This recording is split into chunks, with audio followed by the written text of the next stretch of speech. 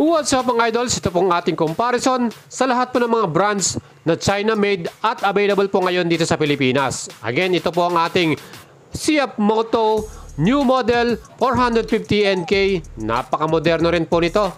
At syempre titignan po natin lahat ng specs and features at isama na rin po natin pati lang ang kanilang price and installment. And i-compare natin sila pagdating po sa lahat ng level gaya po sa engine type at syempre sa maximum power plus yung ating mga dimension ng chassis, sino pong mas lamang at mas branded ng mga components. At of course, pagdating naman po sa kanilang electronics, sino po ang mas maraming feature at loaded talaga.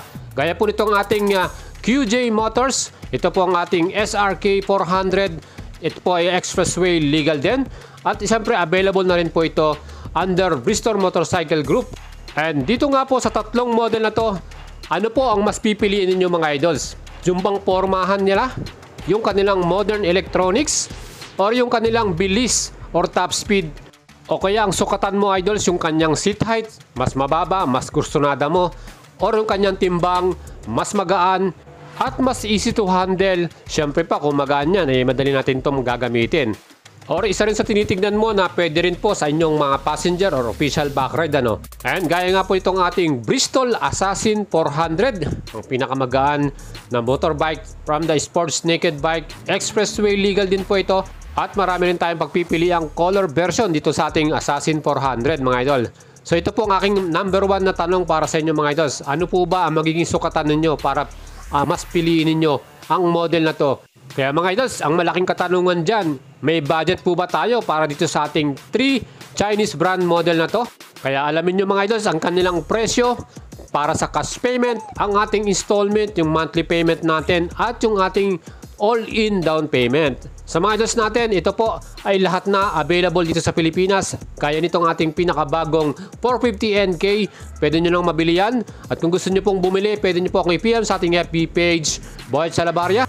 Let's go mga idol, tignan na natin. 1xBet and Eva Alfie present Sports Betting.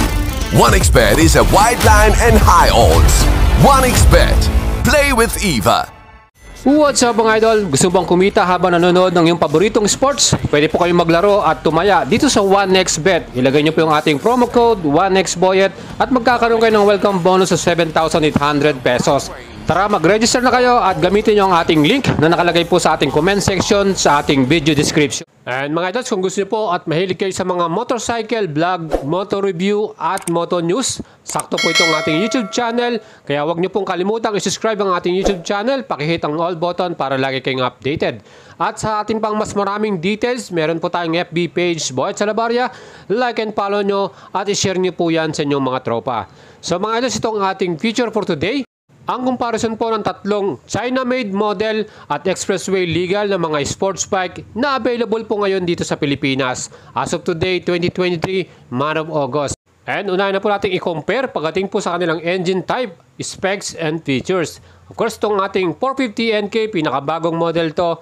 With engine displacement of 450cc, 4-stroke, naka 2-cylinder to with 270 degrees crankshaft at double overhead camshaft, 8 valves, liquid cooling, electronic fuel injection, 6-speed transmission at equipped din ang assist and sleeper clutch. Maximum power 49.6 HP, maximum torque 39 Newton meters at ang kanilang bore by stroke 72 by 55 by 2 at compression ratio na 11.5 by 1.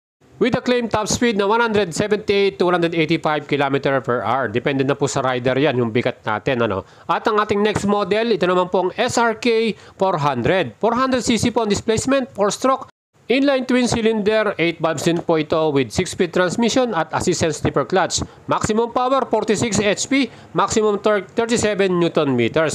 With a claim top speed of 180 to 183 km per hour. Siyempre mga idols, napakabilis din po nitong ating bike na to, no?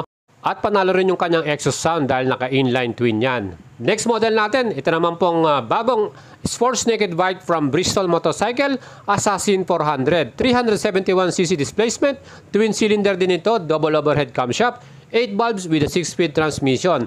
Ang kanyang compression ratio 11.2 by 1, maximum power 38.9 HP at 10,500 RPM at maximum torque na meron namang 28.5 Newton meters at 9,000 RPM.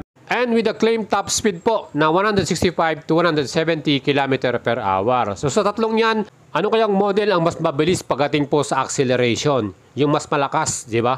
Masasabi natin yan pag nagkaroon na tayo ng actual unit testing yan. At itong ating chassis and dimension naman, tingnan natin lahat yan para po sa ating new model na 450NK. Ang kanyang front suspension ay gumamit ng KYB suspension, 37mm ang sukat.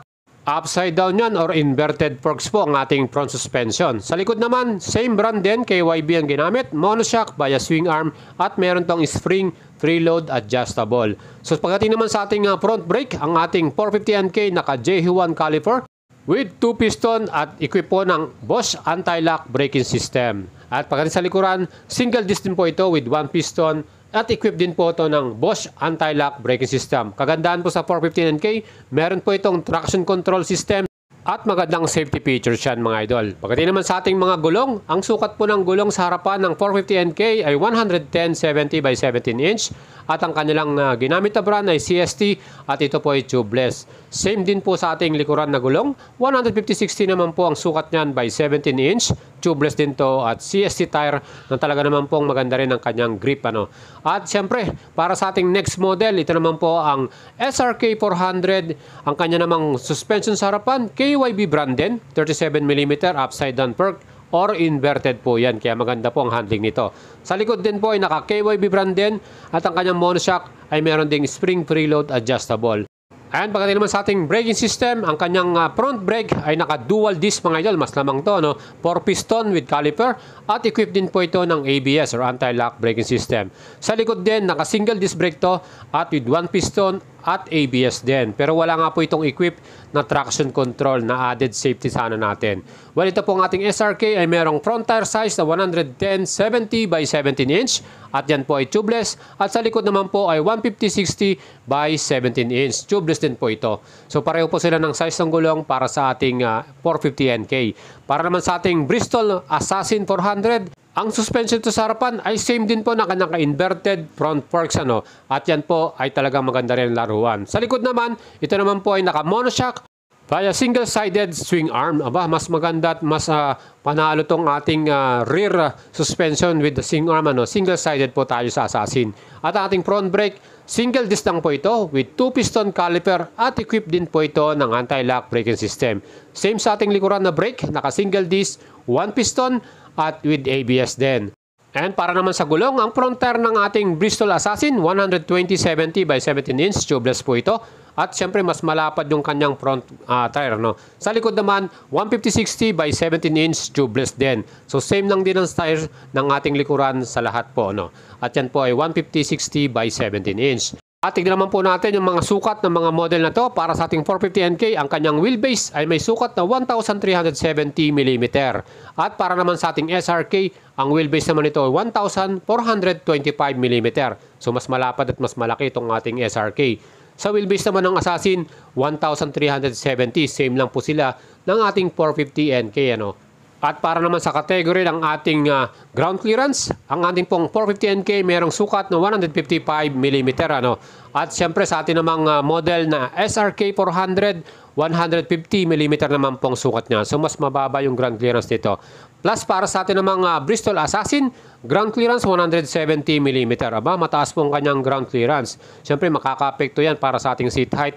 Ang ating namang total weight or bigat ng ating 450NK ay 165 kilograms. Aba, magaan po itong ating 450NK. Tingnan naman po natin para sa ating SRK 400. Total weight ito 186 kilograms. Ba, medyo mabigat po ang ating SRK, Plus para naman sa ating Assassin 400, 149 kilograms naman po ito. Siya po ang pinakamagaan sa tatlong model na to, And tignan naman po natin ang comparison nila pagdating po sa ating seat height. Ang 450NK may sukat na 795mm. Kayang-kaya po ng average Filipino rider yan. At meron din siyang fuel capacity na 14 liters mga idol. So marami rin tayong may kakargang gas para dito sa ating 450NK. At fuel consumption naman ng 23 km per liter. And pagdating sa kanyang dashboard mga idols, ito po ay merong 5-inch TFT panel na meron na rin po silang smartphone Bluetooth connection, yung kanilang CF Moto Ride Up. Plus may additional reserve to para sa ating USB Type-C or Type-A na charger natin. And with Bluetooth connection para sa ating CF Moto Ride Up, makikita natin yung mga information pa para sa ating motor. Plus yung ating mga ilaw na ginamit po sa ating 450NK, lahat po yan ay full LED lights. Kita naman po ninyo, napakalinaw at very visible sa daan yan. Especially meron din tong hazard lights para sa ating safety at emergency. Para naman po sa ating next model, ito naman ang ating XRK 400. Ang kanya namang seat height, ang sukat niyan 785mm. So mas mababa siya ng 10mm para po sa ating CF Moto 450NK. At para mas sa fuel capacity, 13.5 liters at fuel consumption na 22 km per liter. So mas malakas sa gasolina ito dahil naka-inline twin. Ang kanyang digital panel, 5-inch din niya na TFT at ito po ay walang equipped na Bluetooth connection. At para naman sa accessory, meron din po itong equipped na charging port para po sa ating smartphone. Well, ang kanya naman mga ilaw, lahat po yan ay LED rin, from the headlight, tail light at yung ating mga signal light. Para naman po sa ating Assassin 400, ang seat height dito ay 810mm kasi mataas yung ground clearance natin. At ating fuel capacity, 13 liters. Fuel consumption, 26 km per liter. So sa tatlong model na to, ito po ang pinakamatipid sa gas consumption dahil din sa kanyang twin cylinder. And may accessory din to na charging socket para sa ating smartphone at fully digital din ng ating TFT dashboard na yan. Plus yung ating mga ilaw, lahat po yan ay LED from the headlight, signal light at yung ating tail light. From Bristol Motorcycle, yan po ang Assassin 400. So mga idols natin, tingnan naman po natin ang presyo at installment ng ating mga unit na to.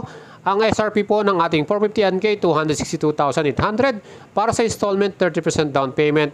Range lang po yan, 105,000. At ating monthly payment naman sa 3 years ay 8,000 plus. At ang color version na pwede po nating pagpilian sa ating 450NK, meron tayong Sapphire Blue or Blue White, Nebula White or Black and White.